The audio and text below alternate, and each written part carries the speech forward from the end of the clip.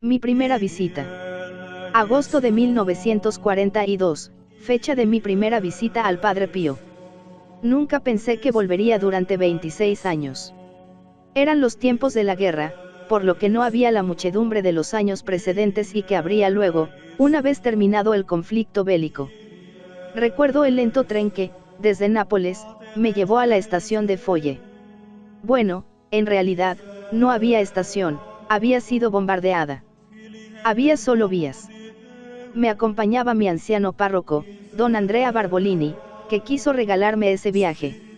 Subiendo con el autocar a San Giovanni de Tandou, encontramos rápidamente una señora dispuesta a acogernos en su casa. No había ni hoteles ni pensiones, pero muchas casas acogían con gusto a los peregrinos. Se gastaba poco, porque después el Padre Pío se enfadaba si la gente se aprovechaba de los peregrinos. Había una gran cordialidad en esas estancias sencillas y pobres. Recuerdo que ya había luz eléctrica. Pero para lavarse había cántaros de agua y palanganas. De los baños, mejor no hablar. Por la mañana, el despertador sonó a las 4. La misa del padre empezaba a las 5, pero yo, a las 3:30, ya estaba levantado. Después, recorrí los 2 kilómetros de carretera que llevaban al convento, con un viento frío que penetraba en los huesos. El camino de herradura ya no existía, la carretera estaba asfaltada. Decían que había sido hecha por orden de Mussolini. La puerta de la pequeña iglesia estaba cerrada. Quienes habían llegado antes me dijeron que la puerta se abría 5 minutos antes del inicio de la misa, con el tiempo justo para entrar y asistir a la misa desde el principio. Haber llegado tan pronto había sido inútil, aunque había otras personas que habían llegado incluso antes que yo. Qué frío hacía delante de esa iglesia. He sufrido ese frío muchas otras veces, sin amparo de un viento que soplaba entre las piedras de la colina. Recuerdo que una vez, era invierno, nos agolpamos, como hacen las ovejas. Esperamos, en vano, que el fraile sacristán tuviera piedad de nosotros y nos abriera antes de lo acostumbrado. Nada que hacer. Cuando entré, corrí con los otros hombres a la sacristía, detrás del altar mayor. El padre ya había bajado y empezaba a vestirse lentamente para la misa, ayudado por sus hijos espirituales, que ya tenían práctica, y por un fraile capuchino, que era su ángel custodio. Cuando ya estuvo vestido y las mangas del alba le cubrían casi toda la mano, se quitó los mitones, que ese fraile guardó en la alforja. En pocos minutos la iglesia se había llenado tanto que para la celebración se preparó el altar mayor. Habitualmente, el Padre Pío celebraba en el lateral, en el altar de San Francisco. También yo recibí la comunión de manos del Padre y recuerdo la atención, pero también el cansancio, por esa misa que duró 1 hora y 45 minutos. Después de un breve agradecimiento tuvo lugar la confesión de los hombres en la sacristía, seguida por la de las mujeres en la iglesia. Al final vi que todos se situaban en 2 hileras a lo largo del pasillo que el padre recorrería para volver a entrar en el convento. Él pasó lentamente, mientras todos intentaban besarle la mano o hacer que la pusiera sobre sus cabezas, en señal de bendición. Y, mientras se acercaba a la puerta, un coro ininterrumpido de voces: Padre Pío, rece por mi hijo moribundo, Padre Pío, estoy perdiendo la vista, rece por mí, Padre Pío, he tenido un accidente laboral, rece para que pueda volver al trabajo, Padre Pío, mi esposa tiene una fiebre desconocida para los médicos, rece. Cuando llegaba a la puerta, el Padre Pío se giraba, impartía una larga bendición y entraba en el convento. Una vez, en una de mis siguientes visitas, mientras se daba la vuelta para bendecir, oí una frase que se le debió de escapar en distintas ocasiones, porque también la he leído en alguna de sus biografías: todos tienen su cruz, todos piden que se les libre de ella. Pero si supieran lo valiosa que es, la pedirían. Prometía sus oraciones para todos, bien con palabras, bien con simples gestos. Por la tarde estaban todos de nuevo en la iglesia para asistir a las confesiones y para rezar. Se puede decir que la jornada concluía cuando el Padre Pío se retiraba y se cerraba la iglesia. Tuve la suerte, en esa primera visita, de intercambiar algunas palabras con el tío Gracio, el padre del Padre Pío. Estaba sentado en un murete que rodeaba un gran árbol, delante del convento. Estaba de buen humor, pero con más deseos de meditar que de hablar. Recuerdo bien un pequeño pórtico perpendicular a la iglesia, donde algunas veces el Padre Pío celebró al aire libre a partir de 1954. Fue allí donde una vez me invitó el fraile que le acompañaba a servirle en la misa. Esa primera visita no me entusiasmó. Los consejos que el Padre Pío me dio y que me habían impulsado a ir, estaban llenos de sentido común, pero no eran nada especial, eran iguales a los que me habría dado cualquier otro sacerdote. No tenían nada de extraordinario, como hubiera deseado. Aprendí una lección que me es útil también hoy: nadie tiene al Espíritu Santo en el bolsillo, y también las personas más santas y más dotadas de carismas reciben del Señor dones especiales vez por vez, cuando Él quiere. Porque de todo hay que dar gracias al Señor. Pero el recuerdo de esa misa quedó vivamente grabado en mi memoria. Comprendí que solo por ella debería volver. ¿A quién perdonar los pecados? ¿Qué hace el Padre Pío? Santidad, quita los pecados del mundo. Este simple intercambio de frases entre Pío XII y el obispo de Manfredo Unie, Mans. Andrea Cesarano, durante la visita a D. Limina en abril de 1947, nos indica claramente cuál ha sido la principal actividad apostólica del fraile estigmatizado. Estoy convencido de que en esa revelación de 1903, en la que al joven Francesco, a punto de entrar en los capuchinos, se le preanunció que llevaría a cabo una altísima misión, le fue confiada con anticipación su futura actividad de confesor. Si no es así, difícilmente se explicaría cómo es posible que una persona como Padre Pío, que nada pedía y todo aceptaba de los superiores como voluntad de Dios, aquí hiciera una excepción. Había sido ordenado sacerdote en 1910. Normalmente no se tarda mucho en dar al nuevo sacerdote la facultad de confesar. En el caso del Padre Pío no fue así. Y esta vez parece ser que el nuevo fraile sentía un gran deseo de poder dedicarse a este ministerio. Basta pensar que en el arco de tiempo que va del mes de abril de 1911 al mes de abril de 1913 escribió 18 cartas a su provincial, insistiendo para obtener la facultad de confesar. Su superior temía por su salud física, tampoco estaba seguro de que el Padre Pío tuviera el suficiente conocimiento de teología moral, ya que sus estudios habían sido irregulares debido a sus problemas de salud. Así, ironía de los hechos, el más famoso confesor de nuestra época tuvo que sufrir y esperar, antes de obtener la facultad de confesar. Más adelante, esta facultad se le prohibió durante 3 años. Pero fue recompensado con creces, viviendo en el confesionario la mayor parte de su tiempo, hasta la mañana de su muerte. Para que el lector se haga una idea, el 16 de noviembre de 1919 escribía a su padre espiritual: llevo casi 19 horas de trabajo, sin descanso. Cuando escribo esto, es la 1 de la madrugada. Horas y horas de confesiones, que vivía a menudo como una lucha mano a mano contra Satanás, para arrancarle las almas. Se ha escrito mucho sobre el método de confesión del Padre Pío, si se puede hablar de método, narrando episodios vividos de conversiones, absoluciones pospuestas o negadas del todo. Me limitaré a mencionar algunas de las características más evidentes y a hechos que he visto personalmente. Primero de todo, es necesario hacer una premisa. Para el Padre Pío confesar era un esfuerzo inmenso, no solo por la repulsión que sentía hacia el pecado como ofensa a Dios, sino también por sus luchas interiores, que nunca le abandonaron.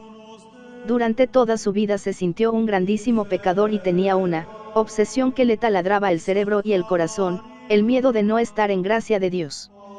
Si se mostraba seguro en la guía de las almas, igual de incierto y timorato se sentía hacia sí mismo. Además, también él, hombre como el resto, sufría por el peso de sus debilidades en cuanto se daba cuenta. Es típico el caso que confió al padre Benedetto en 1917, cuando un día se dio cuenta de que, agotado, sin que yo lo quiera, sufro de impaciencia. Esta es una espina que me atraviesa el corazón. Cuando el Padre Pío subía al altar, parecía que estaba subiendo al Calvario. Y también cuando entraba en el confesionario sufría muchísimo por su indignidad, por temor a su incapacidad. Y, sin embargo, fue precisamente con motivo de las confesiones o, por lo menos, sobre todo en ellas, por lo que el Señor le concedió un carisma grandísimo, el de escrutar las conciencias. como confesaba: a quienes perdonéis los pecados, les quedan perdonados, a quienes se los retengáis, les quedan retenidos.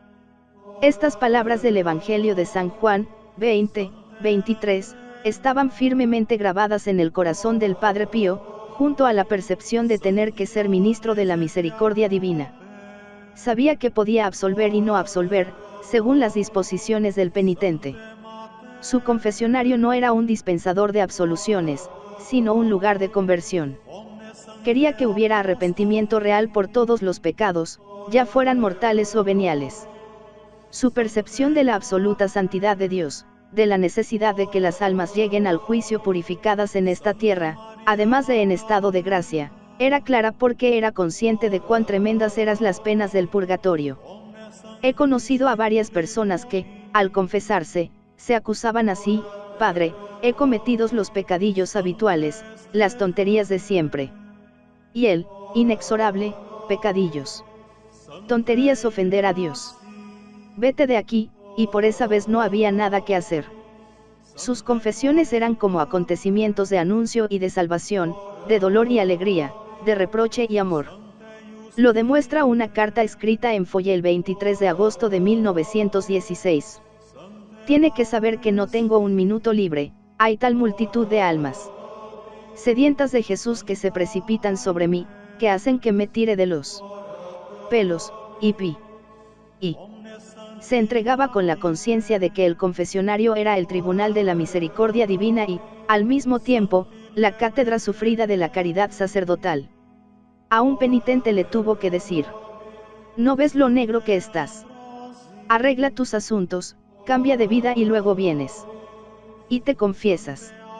El padre Tarcisio, que estaba presente en la escena, se quedó asombrado por la respuesta, pero el padre Pío le dijo: si tú supieras con qué dardos ha sido atravesado antes mi corazón. Pero si no me comporto así, muchos no se convierten a Dios.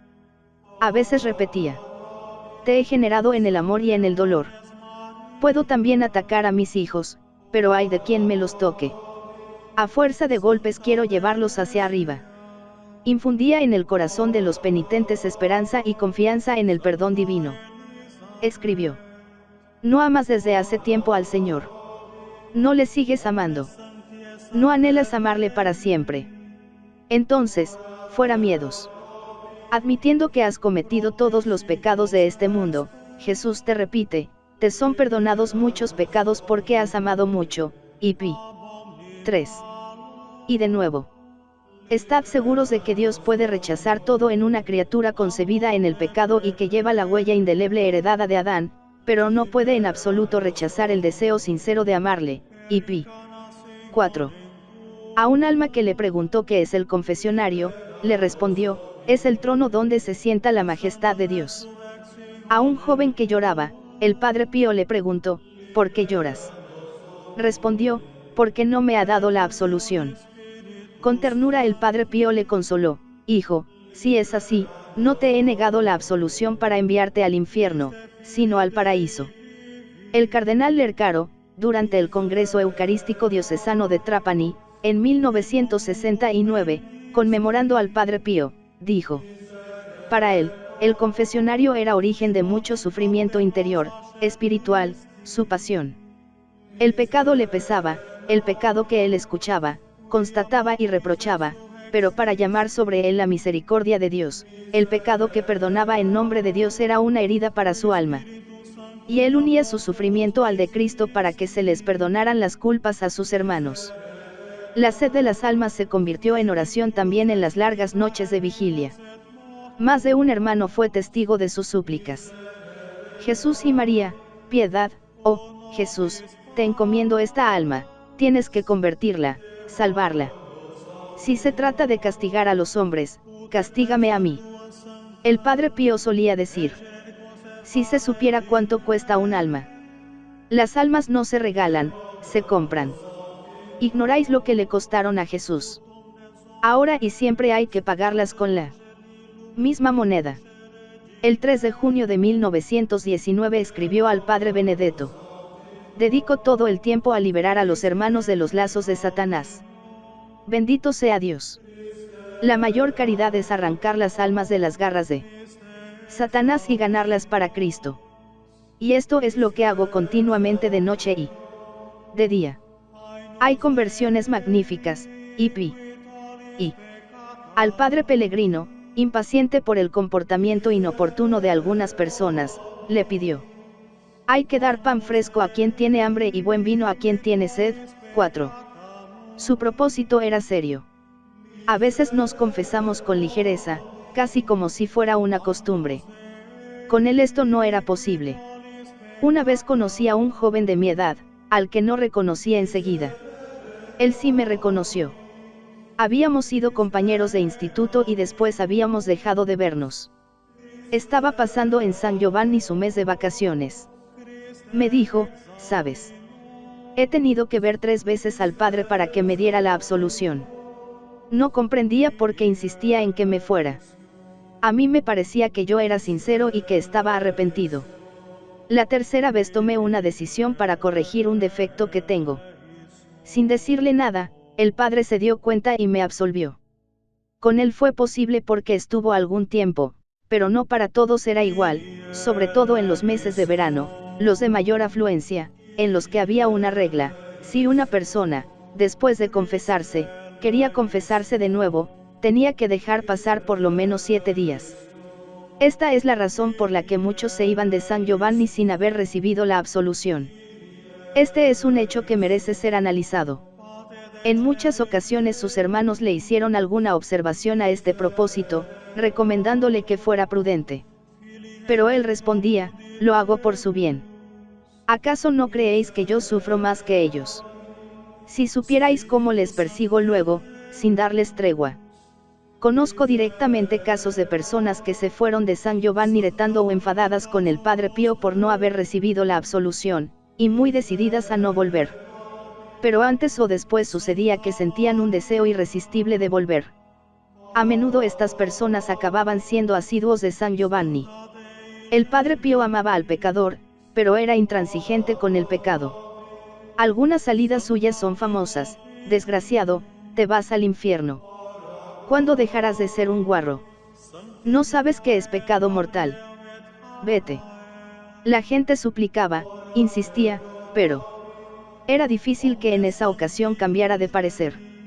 No le importaba quién tenía delante, ricos o pobres, guapos o feos, él miraba a las almas. Todos en fila, todos iguales, un ministro o un obrero. Muchos me han confiado: aquí parece que uno está ante el juicio de Dios, con el alma desnuda.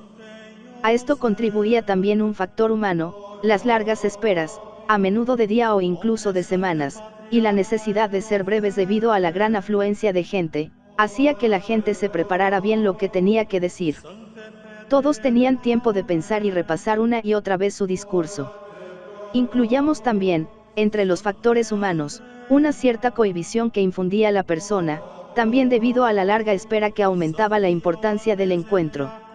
Se sabía, y nos lo transmitíamos unos a otros, que era una persona muy dulce cuando un pecador estaba realmente arrepentido, muy práctica en la guía de las almas hacia metas más elevadas, paciente, inmediatamente después de la confesión, para seguir escuchando. Creo que todos, cuando iban a ver al Padre Pío, tenían algo especial que pedirle, para sí mismos o para otros. Creo que la espera también era hermosa. Porque, sobre todo entre los hombres, nunca tan numerosos como las mujeres, se creaba una especie de solidaridad, de confianza recíproca. A menudo, tal vez más aún entre los sacerdotes que esperaban, pero también con los otros, sucedía que alguien confiaba a los demás lo que iba a decirle al padre y cuáles eran sus temores.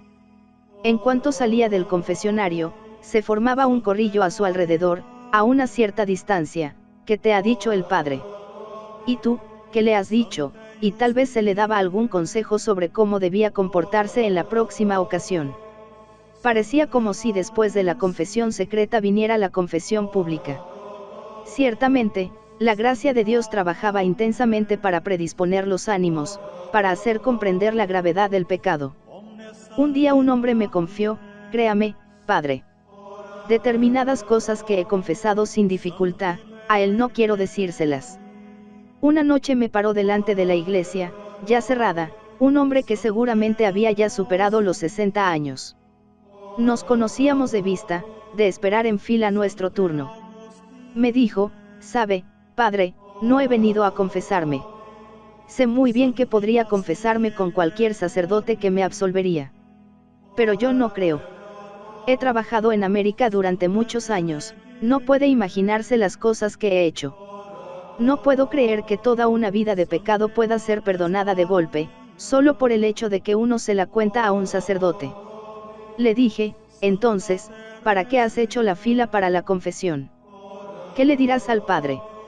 Y él, casi repitiendo mecánicamente un discurso que ya tenía preparado de memoria previamente y que se había repetido a él mismo varias veces, le diré, padre, no he venido a confesarme. No creo que. A la mañana siguiente fui uno de los primeros en confesarme, permanecí un rato y le llegó el turno a este hombre. Yo observaba atentamente, tras un pequeño titubeo inicial, el diálogo típico de las confesiones. Por último, la mano del padre, levantada para la lenta señal de la cruz de la absolución. En cuanto salió del confesionario, vino a mi encuentro radiante, feliz. En cuanto he empezado mi discurso, padre, no he venido. Me ha interrumpido y me ha dicho, hijo mío, cuántos problemas y líos has causado en más de 40 años. ¿Te das cuenta de todo lo que has hecho? Pero recuerda, tus pecados, por muy numerosos y graves que sean, son limitados, la misericordia de Dios es infinita. Se le quebró la voz, conmovido. Me confió que en ese momento sintió algo dentro de sí, como una voz que le decía, si la misericordia de Dios es infinita, incluso si hubieras cometido 10 veces más pecados, todos entrarían en ella. Se derrumbó y se confesó. Era realmente feliz. Pienso de nuevo en el don que tenía el Padre Pío de escrutar las conciencias, de ver dentro de una persona. Un día, gracias a un fraile amigo mío, estaba delante de la puerta de su celda, la famosa habitación número 5, que tenía colgada en la puerta una frase de San Bernardo, María es toda la razón de mi esperanza. Había un joven esperando, tendría unos 25 a 30 años. El padre debía volver en pocos minutos. Los dos solos, para poder hablar con él personalmente, me parecía un sueño. Pero todo fue de otro modo, distinto de cómo estaba previsto. Cuando llegó, dijo inmediatamente, lo siento, no tengo tiempo. Debo cortarme la cabeza. No comprendimos qué quería decir. Me dirigió un gesto de saludo y al otro le dijo, no puedes seguir así. No. No quieres ofender a Dios, pero no quieres dejar el pecado. No. No puedes seguir así. Tienes que tomar una decisión. No, así no puedes continuar. Y entró en su celda sacudiendo la cabeza. Vi que ese joven tenía lágrimas en los ojos. Le pregunté. ¿Has entendido lo que quería decir el padre? Sí, es mi tragedia. ¿Has hablado en alguna otra ocasión con él? No, nunca. Es la primera vez que vengo aquí. ¿Alguien le ha hablado de ti al padre? No. Nadie de mi familia y de mi pueblo sabe que he venido. ¿Quieres que hablemos de ello? No. Déjame reflexionar. A la mañana siguiente, cuando el padre Pío bajó a la sacristía para la misa, vi que tenía la cabeza rasurada y la barba más corta. Comprendí lo que quería decir cuando dijo que tenía que cortarse la cabeza, tenía cita con el fraile barbero. A veces, incluso en la confesión, el padre Pío no se olvidaba de su innato sentido del humor. Una vez me confesé por haber tenido pensamientos de soberbia. Me dijo, serio, si te has atribuido bienes que tienes, son del Señor, que te los ha dado, al atribuírtelos eres un ladrón y mereces la prisión. Si piensas que tienes bienes que no tienes, eres un loco y mereces estar en un manicomio. Elige, hijo mío, la prisión o el manicomio. Y me dirigió una hermosa sonrisa. Otras veces daba respuestas sencillísimas. Padre, ¿cómo se ama de verdad al Señor, con todas las fuerzas? Hijo mío, no le ofendas. Es lo que dice el Evangelio, vosotros me amáis por lo que digo. Me gustaría añadir que su comportamiento era muy personalizado, no se podía ni generalizar, ni imitar. Recuerdo que un hombre, que había enviudado 2 veces, le preguntó al Padre Pío si le aconsejaba volverse a casar. El Padre Pío le dijo que el primer matrimonio venía de Dios, el segundo del hombre y el tercero del diablo. Respondiendo a la misma pregunta, planteada por otra persona, dio otra respuesta totalmente distinta. Lo mismo sucede para ciertas posiciones rígidas que tenía, sobre todo al negar la absolución. Conocí a un joven sacerdote que cada año pasaba el verano en San Giovanni. Después de todos los casos que llegaron a su conocimiento, cuando volvió a su diócesis, durante ese año fue más severo en el confesionario y en alguna ocasión negó la absolución. Cuando el verano siguiente volvió a San Giovanni, el Padre Pío, en cuanto le vio, arremetió contra él: pero, ¿qué te crees, que eres el Padre Pío? Yo sé cuándo se debe negar la absolución. Tú tienes que absolver. También esta es, evidentemente, una respuesta que vale para ese caso en particular. Del Padre Pío confesor queda grabado el gesto solemne con el que impartía la bendición mientras pronunciaba las palabras de la absolución. Todos los sacerdotes absuelven, pero la absolución del Padre Pío dejaba una paz que era un don verdadero del Señor. A veces con algo más. Un amigo sacerdote pudo ver, mientras el Padre Pío alzaba la mano, que un pequeño hilo de sangre salía por debajo del mitón. Le causó una gran impresión. Supo lo que le costaban al Padre Pío las confesiones. 4. Los textos citados en este capítulo han sido sacados de los cuadernos de la Casa Sollievo della Sofferenza, suplemento número 10, pp. 69 a 71. La misa del Padre Pío. En la estampita recordatorio de su primera misa, el Padre Pío escribió de su puño y letra: Jesús, mi suspiro y mi vida, hoy que te elevo con trepidación en un misterio de amor, haz que yo sea contigo camino, verdad y vida para el mundo y, por ti, sacerdote santo, víctima perfecta. He asistido en innumerables ocasiones a las misas del Padre Pío y, no obstante, me resulta difícil hablar de ellas. En su misa había algo especial, por lo que se había convertido en el centro para las muchedumbres que acudían a San Giovanni. Puedo decir cosas que han visto, dicho y repetido muchos. Esto significa que determinados aspectos de la misa del Padre Pío eran captados por todos de la misma manera. Haced esto en memoria mía. Está claro que cuando se habla de la misa del Padre Pío no se aborda lo esencial del sacrificio eucarístico, idéntico en todas las misas, celebrado por cualquier sacerdote. Se podrá observar mayor o menor rapidez, se podrá tener la impresión de mayor o menor devoción, la propia gente participará con más o menos ganas si celebra un sacerdote en lugar de otro. A menudo nosotros, sacerdotes, hemos oído que nos daban este consejo: celebra tu misa como si fuera la primera de tu vida, o como si fuera la última. Otras veces se dice: mira cómo celebra la misa un sacerdote y te harás una idea de cómo es él. Pueden parecer observaciones superficiales, pero en realidad tienen algo de verdad, de profundo. Lo esencial de la misa es siempre lo mismo, porque el sacerdote principal es Cristo, pero también el sacerdote pone algo suyo, a veces pone mucho. Como también quien asiste a la misa, de hecho, hay muchos modos de asistir al sacrificio divino. Desde el que está presente solo para poder decir, he estado en misa, hasta el que participa con todo su ser, o se ofrece en unión con la víctima divina. La misa, celebrada o escuchada, también puede ser el espejo de nuestra relación con Jesús, del amor que sentimos por Él, del conocimiento que tenemos de Él, de la intimidad alcanzada, de la dedicación con la que nos entregamos. Son conceptos que pueden ayudarnos a comprender con qué actitud podemos hacernos una idea de cómo era la misa del Padre Pío, esta celebración en la que el Padre se entregaba y expresaba todo su ser, su amor a Dios crucificado, al Dios amor, al Dios víctima por los pecados, al Dios salvador, al Dios que le hacía partícipe de su obra de redención. Debemos volver a reflexionar sobre la vida del Padre Pío. Reflexionar sobre sus largas meditaciones, diría ininterrumpidas, sobre la pasión de Cristo, acompañadas por numerosas lágrimas, al horror que sentía ante el pecado, a su amor por Jesús, al ofrecimiento de sí mismo como víctima por los pecadores, por las almas del purgatorio, por la Iglesia y el mundo. Y tenemos que tener presente cómo el Señor quiso asociar este ministro suyo a la obra de redención, las luchas contra Satanás, la oscuridad de la fe y la progresiva participación en la pasión, cuya culminación son los estigmas visibles. No asombra, entonces, que la celebración de la misa del Padre Pío fuera un revivir realmente la pasión de Cristo.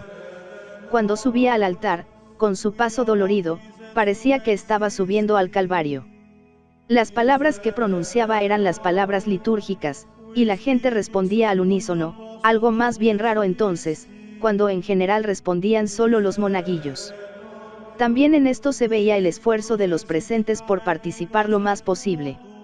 Todas las miradas estaban fijas en ese rostro que se contraía continuamente con evidente sufrimiento, aunque el padre hacía claros esfuerzos para que nadie se diera cuenta, las lágrimas que le inundaban el rostro y que él secaba con un gran pañuelo que tenía siempre al alcance de la mano, fingiendo que se secaba el sudor, ese golpearse el pecho en el mea culpa y el Agnus Dei, con unos golpes tan fuertes que nadie comprendía cómo podía propinárselos con sus manos heridas, ese prolongado estar de rodillas, que a veces daba la impresión de que no tenía fuerzas para levantarse.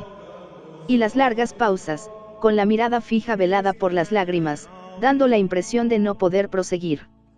Alguien ha definido la misa del Padre Pío como un auténtico espectáculo sobrenatural.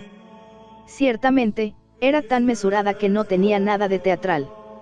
Pero, porque llegaba gente de todo el mundo a un lugar de tan difícil acceso y a una hora tan insólita, para asistir a esta misa que no terminaba nunca y que, cuando había acabado, se deseaba que continuara.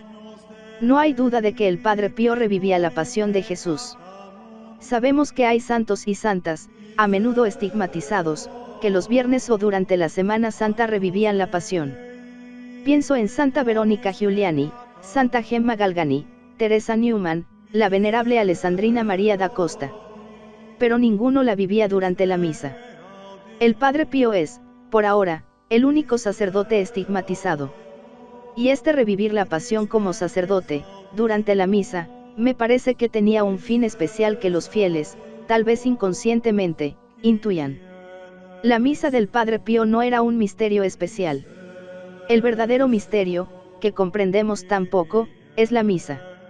Es un sacrificio, es el memorial incruento de la cruz. Es la inmolación de Jesús que se ofrece al Padre como víctima por nosotros y que se da a nosotros como alimento de vida eterna.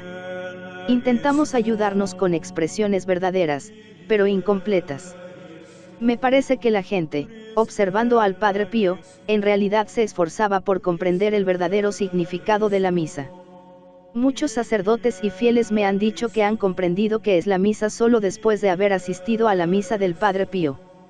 Cuando se le pedía que explicara la Santa Misa, respondía: hijos míos, ¿cómo puedo explicárosla? La misa es infinita como Jesús. Y añadía: el mundo podría estar sin sol, pero no podría estar sin la Santa Misa. Lo que sucedía en las almas durante esas misas, era todo y solo obra del Espíritu Santo. Personas que iban por curiosidad, acababan llorando como niños. Hombres que no creían, durante ese sacrificio veían desaparecer todas sus dudas, gente a la que le era difícil arrepentirse, perdonar, cambiar de vida, durante esa misa maduraban con decisión un cambio radical de vida. Muchos chicos y chicas que durante ese sacrificio vieron derrumbarse todas sus indecisiones, se donaron a Dios totalmente, por medio de la vida sacerdotal o religiosa. He conocido con profundidad a un hombre, en plena madurez, que nunca había ido a misa. Me asombré cuando me confió que había ido algunos días a San Giovanni y que había asistido todas las mañanas a la misa del Padre Pío. Le pregunté qué había sentido. Recuerdo exactamente sus palabras: me ponía siempre en el fondo de la iglesia, sentía vergüenza de mí mismo. De vez en cuando alzaba los ojos para mirar al Padre. Me maravillaba que tolerase mi presencia y no me expulsara. Me pareció el publicano del Evangelio, del que Jesús dice que salió perdonado. Un obispo me decía con gran convicción: para comprender quién es el Padre Pío basta con asistir a su misa. Cada misa era una agonía. Pero también era una lluvia de gracias, a menudo extraordinarias. No se necesitaban explicaciones, se veía que eso era un sacrificio, el sacrificio de Jesús al que se unía el sacrificio del celebrante y al que intentaban unirse todos los presentes. Soy consciente de que se ha escrito mucho y mejor sobre la misa del Padre Pío. Pero creo que hablar de ella siempre es útil. sobre todo para los fieles que con tanta facilidad se olvidan de ella o que la escuchan distraídamente. Y es útil para los sacerdotes que a veces la despachan con gran rapidez. Pero ¿saben qué es la misa? Una inmensa familia. A continuación hablaremos de una gran obra visible del Padre Pío, la Casa Sollievo della Sofferenza. Pero hay que hablar de otra gran obra suya que no ha sido construida con ladrillos, sino en el corazón de las personas, los hijos espirituales del Padre Pío. No es fácil establecer una fecha de inicio. Cada sacerdote tiene hijos espirituales desde que hay personas que recurren a su ministerio sacerdotal con continuidad. Respecto al Padre Pío, hablar de continuidad es poco, creo que es más exacto hablar de estabilidad. Y no se ha tratado solo de una estabilidad en recurrir a él, sino que a veces ha sido una estabilidad física, de residencia. Observamos, como primer núcleo, a ese grupo de personas que desde 1917 recurrían a él como confesor y director espiritual. A menudo él seguía aconsejándolas por medio de cartas, cuando vivían lejos. Es el motivo por el que poseemos ese patrimonio valiosísimo que es la correspondencia del Padre Pío. Indudablemente, ha habido personas que sintieron de manera tan poderosa la ayuda del Padre Pío que iban a verlo con mucha frecuencia o que incluso se establecieron cerca de él. Todos los que conocían un poco el ambiente que giraba alrededor del Padre Pío sabían quién era la americana, María Pail, que ya en 1925 se había dado cuenta de la santidad del Padre Pío y que, para estar cerca de él, construyó su casa un poco más abajo del convento, en la que vivió el resto de su vida. Exageración. Fanatismo. A algunas personas, inicialmente, así les pareció. Pero si pensamos, por ejemplo, en el momento en que surge la vida cenobítica, cuando muchos dejaban todo para construirse una cabaña cerca de un hombre considerado verdadero hombre de Dios, para dedicarse a una vida de oración bajo su dirección espiritual, vemos entonces que la elección de María Pail no era, después de todo, tan insólita. Añado también el gran bien que la americana realizó a su alrededor, era extremadamente acogedora, hasta el punto que acogió a los padres del Padre Pío, que murieron en su casa. ¿Cómo se llega a ser hijo espiritual del Padre Pío? Con la constancia de ir y confesarse con él. Pero había también otro sistema, utilizado sobre todo por las personas que tenían pocas posibilidades de volver a verle y por todo el que quisiera hacerlo. Es lo que hice yo cuando me enseñaron este sistema. Bastaba preguntarle, pedirle ser aceptado como su hijo espiritual. Por lo que yo sé, a todos les dijo que sí. Él mismo declaró en diversas ocasiones, no llamo a nadie y no expulso a nadie. A mí me sucedió una cosa aún más hermosa. Ya sacerdote, empecé a tener yo también mis hijos espirituales. ¿Qué podía hacer para ser una ayuda mejor para ellos? Le comenté mi problema al Padre Pío y le hice una petición especial, le pido que acepte como hijos espirituales suyos todos los míos, presentes y futuros. Tras unos instantes de reflexión, el Padre Pío aceptó con decisión. Entonces le dije, los míos le llamarán Abuelo Pío.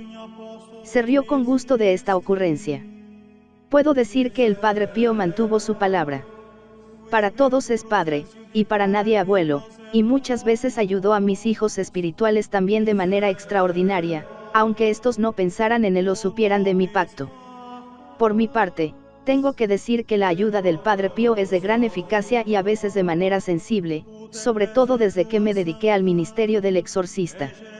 Ciertamente, el Padre Pío era especialmente exigente con sus hijos espirituales. Los educaba al esfuerzo, al deber y a la cruz hasta el heroísmo cuando veía que podía hacerlo. Y no hay duda de que tuvo grandes carismas para este fin. Los episodios son innumerables. Conocí a un joven en San Giovanni que me contó lo que le había sucedido. Tal vez otros lo supieron y me parece que alguien escribió sobre ello, pero yo oí el relato directamente del interesado. Se había propuesto, para ganarse el respeto humano, hacer el signo de la cruz cada vez que pasaba delante de una iglesia. Durante un tiempo las cosas habían ido bien. Pero un día estaba dando un paseo con dos amigos muy alejados de la fe. Estaban pasando delante de una iglesia y se preguntó, ¿me santiguo? No me santiguo. ¿Doy buen ejemplo o dejo que se burlen de mí? Es inútil decir que con estos pensamientos en la cabeza dejaron atrás la puerta de la iglesia. Entonces oyó una voz que conocía bien que le decía, «Cobarde». En cuanto le fue posible fue a ver al Padre Pío. El padre, en cuanto le vio, se echó a reír, después, con el rostro serio, le dijo, «Por esta vez te has librado, pero si lo vuelves a hacer, sentirás una colleja». Yo tenía un aprecio especial hacia un hermano de mi congregación, don Francesco Testi. Era de Módena como yo y nos conocíamos desde la universidad. Habíamos luchado juntos en la guerra. Era hijo de Mamenina, muy conocida en la zona de Módena, como también su tío don Sino Usaltini. Iba a menudo a ver al Padre Pío, quedándose algún tiempo, por lo que el padre le conocía bien. Cuando fue ordenado sacerdote, en 1952, fue a celebrar la primera misa en la capilla de su madre, fundadora de una obra de caridad. El día después celebró en Mota di Cabezo, en una pequeña capilla donde había también una religiosa anciana, Sor Herminie, muy buena. En un determinado momento de la celebración, la religiosa se puso a batir palmas, con gran alegría. Cuando acabó la misa le pidieron la razón de su actitud y ella respondió cándidamente, «Porque estaba el Padre Pío». «¿No le habéis visto?» «Estaba presente el señor Cremonini, ingeniero y uno de los fieles seguidores del Padre Pío. Esa misma noche emprendió el viaje a San Giovanni Retando y a la mañana siguiente se acercó al fraile, «Padre, ayer don Francesco Testi ha celebrado la primera misa en la Mota. Y el Padre Pío, lo sé. Yo también estaba». Los grupos de oración. Es importante recordar otro hecho, que empezó a verificarse de manera espontánea.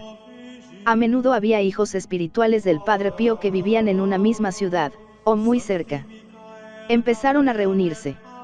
Hablaban sobre el Padre Pío y sus experiencias, pero sobre todo rezaban. Es más, al cabo de un tiempo se reunían solo para rezar.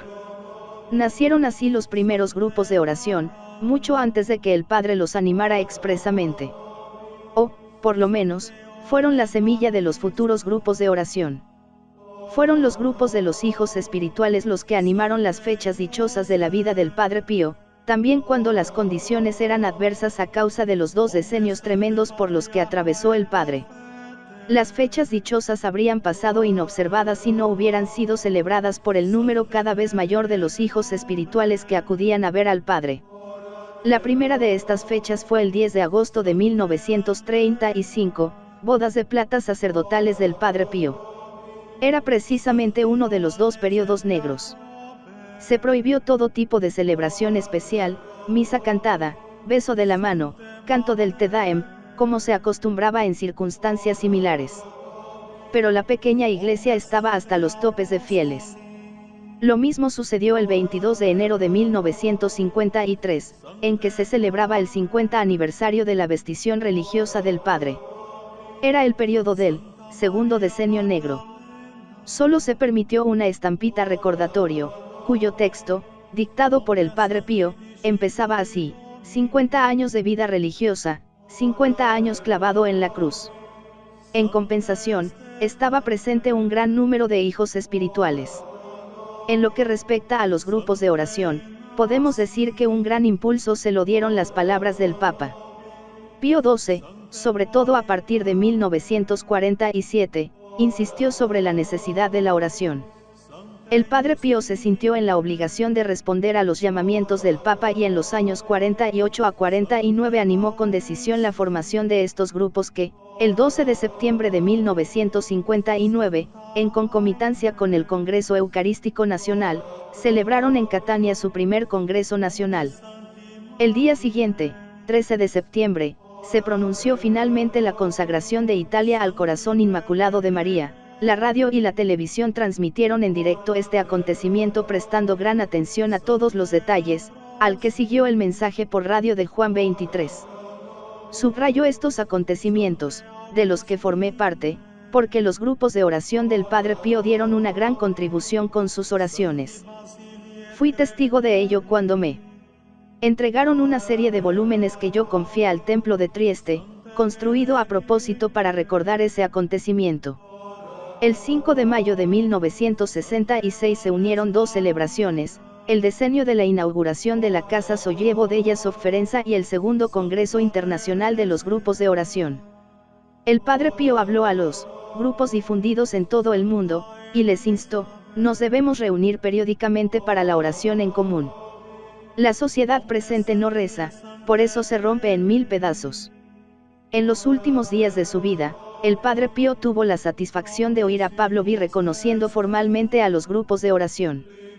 Otras celebraciones dichosas de la vida del Padre fueron animadas por sus hijos espirituales, a pesar de las tormentas injustas que se estaban desencadenando contra él.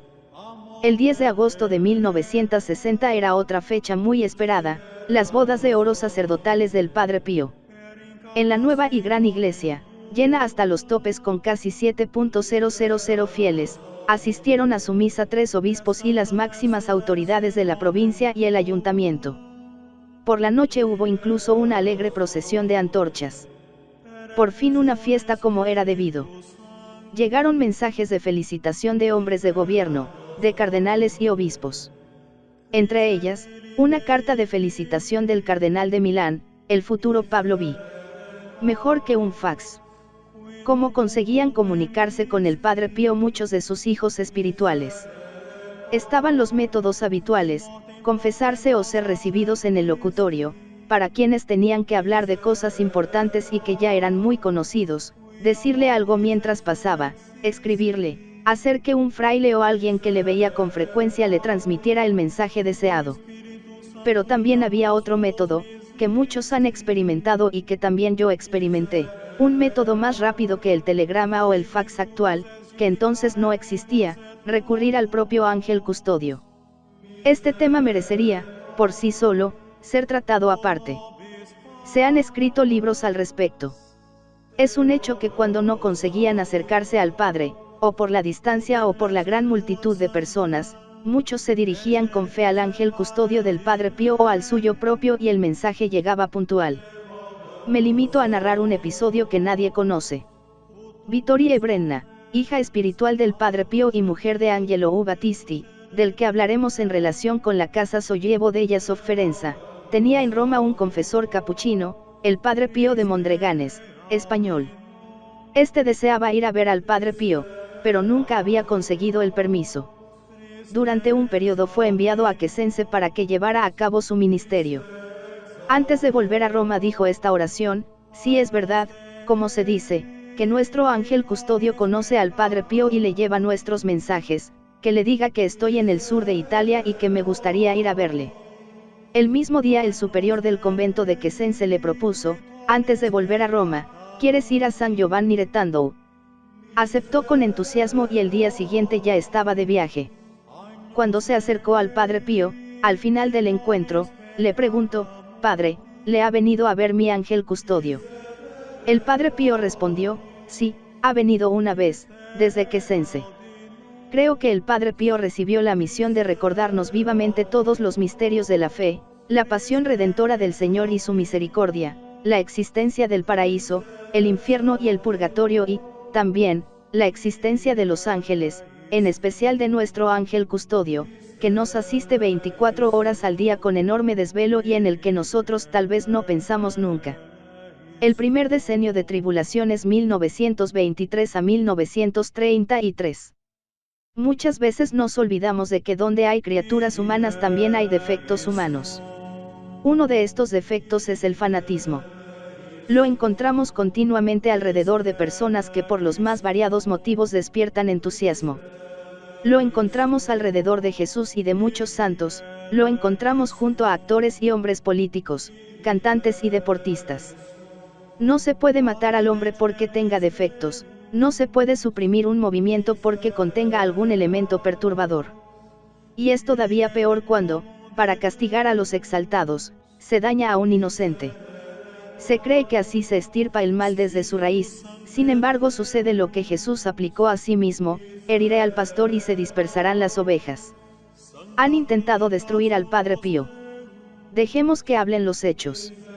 Empezaron en junio de 1922, cuando al Padre Pío le quitaron a su padre espiritual, el Padre Benedetto, prohibiendo cualquier tipo de relación entre los dos, oral o escrita. Sabemos que el padre Benedetto fue durante 12 años, de 1910 a 1922, un óptimo director espiritual, sabio y prudente. Todavía hoy cuesta trabajo comprender los motivos de esa decisión, que resulta injustificada. El padre Benedetto siempre había tenido, y siguió teniendo, toda la confianza de sus superiores y hermanos. Está claro que al único que quisieron hacer daño fue al padre Pío, privándole de una ayuda y una guía inestimables. Luego, las disposiciones en contra del padre se fueron volviendo cada vez más duras. El 31 de mayo de 1923 el Santo Oficio declaró que había abierto una investigación sobre los hechos, ¿cuáles? Nunca lo ha sabido nadie, que se atribuían al padre Pío, para llegar a la conclusión de que, no había pruebas sobre el carácter sobrenatural de los mismos. Pero luego viene lo mejor, el punto al que se quería llegar a toda costa. Ordenaron el traslado del padre Pío y le prohibieron decir misa en público. Casi estalla una revuelta popular, muchas veces la sensibilidad del pueblo ve mucho más claramente que las autoridades religiosas. De acuerdo con las autoridades civiles, se organizaron para vigilar el convento noche y día, y así impedir el traslado del padre. El alcalde convenció al provincial de los capuchinos para que se saltara esas disposiciones. El 26 de junio los superiores animaron al siempre obediente padre Pío a que celebrara de nuevo la misa en público. Mientras tanto, se sabía que el superior general de los frailes había ordenado el traslado del padre Pío a un convento apartado en Las Marcas, había aconsejado prudencia y determinación, pero no había fijado la fecha. La disposición fue posteriormente suspendida. En compensación, el Santo Oficio, el 24 de julio de 1924, exhortaba a los fieles a que se abstuvieran absolutamente de visitar y escribir al padre Pío.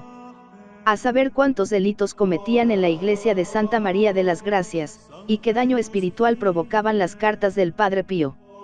Pero esta era la disposición. Y aún hay más. El 23 de abril de 1926 el Santo Oficio declaraba, prohibido, el libro de Giorgio Berluti sobre el padre y declaraba que, era un deber de los fieles no ir a visitar al padre Pío. El 11 de julio de 1926 el Santo Oficio emitía la misma condena contra el libro de Giuseppe Cavaciocchi y repetía la misma admonición a los fieles, no visitéis al padre Pío. El 22 de mayo de 1931, el Santo Oficio dictaba la misma condena para el libro de Alberto del Fante, y repetía la admonición a los fieles, nada de visitas ni cartas. Se llegó así al triste 31 de mayo de 1931, cuando le quitaron al padre Pío las facultades del ministerio, le prohibieron celebrar en público, aunque le permitieron que celebrara en privado, dentro del convento, y, sobre todo, le prohibieron que confesara. Cuando, algunos días después, el padre Raffaelli tuvo el doloroso encargo de comunicarle el decreto del Santo Oficio, el padre Pío contestó sencillamente, hágase la voluntad de Dios. Durante más de 2 años vivió como un prisionero, esta era su impresión. Fueron años de mucha oración y gran sufrimiento. A los hermanos que le dirigían palabras de consuelo, les contestaba, soporto el dolor de esta prueba por las almas. Fueron años tremendos, durante los cuales no supo cuánto tiempo duraría tan grave castigo, desconocía los motivos, nadie le había acusado de ninguna falta y nadie le había dado la posibilidad de disculparse o de expresar su opinión. Y, sin embargo, aún tenía la fuerza de mostrarse alegre con sus hermanos, para no hacerles pesar su cruz. Se sentía, como en la cárcel, pero se lo ofrecía todo a Dios, animado por la convicción de que ello también formaba parte de su importante misión. Mientras tanto, fuera se enfurecía la tormenta. La prensa no se callaba y mucho menos la gente. Necesitaban descubrir los motivos, y si no se conocían, siempre había alguien que tenía la habilidad de inventárselos. Se hablaba de acusaciones sobre las donaciones que le entregaban o le mandaban, y que él entregaba puntualmente al superior, indicando también la intención del oferente. Incluso se decía que había mujeres que entraban en la iglesia por la noche, y a saber lo que pasaba ahí dentro. Además proliferaban las cartas anónimas. Ni qué decir tiene que, independientemente de los chismorreos, el mal humor popular era inmenso, tanto que hasta el alcalde le pidió al prefecto que interviniera ante la Santa Sede. No es fácil reconocer las causas de estos hechos, sobre todo si uno no quiere ser polémico. En este libro procuro no serlo, porque lo que me importa es poner de relieve la persona del Padre Pío, no me interesan los demás. Pero también tendría que decir algunas cosas para ilustrar estos hechos. Es bien sabido que las informaciones procedentes del obispo de Manfredo Unie, Monseñor Pasquale Gagliardi, fueron negativas, pero, por caridad cristiana, prefiero no hablar de este obispo. No cabe duda de que Pío XI estaba muy influido por la opinión duramente negativa del padre Gemelli, por el que sentía una gran estima. Desde luego este hecho tuvo un gran peso, asimismo el Santo Oficio actuaba según las informaciones que tenía, pero también obedecía a las disposiciones que recibía. Sobre el comportamiento del padre Gemelli me gustaría decir un par de cosas. Entre otras cosas porque le he conocido, tenía la fuerte personalidad del converso y ha dejado una profunda huella gracias a la fundación de la Universidad Católica del Sagrado Corazón, los institutos seglares y sus estudios. Le estoy también personalmente agradecido por el empeño que puso para que yo fuera asistente espiritual en su universidad. De él me dio un buen juicio alguien que le conocía muy bien, el cardenal Antanelli. El padre Gemelli tiene unos defectos tan evidentes que se ven a 1 kilómetro, pero su amor por Jesús es tan grande que se le perdona todo. Y solo teniendo en cuenta su carácter particular se puede entender su obstinada actitud contra el Padre Pío y su insistencia en afirmar que había analizado los estigmas, a pesar de que no llegó a verlos nunca, porque no tenía la autorización del Santo Oficio que el Padre estaba obligado a pedir. En el Padre Gemelli convivían unas virtudes heroicas y unos grandes defectos, debidos a su temperamento natural, intentaba corregirse, cuando se daba cuenta y hasta donde podía. Me alegraré mucho si le elevan a la gloria de los santos, además, así los caracteres difíciles sabrán que pueden alcanzar la santidad.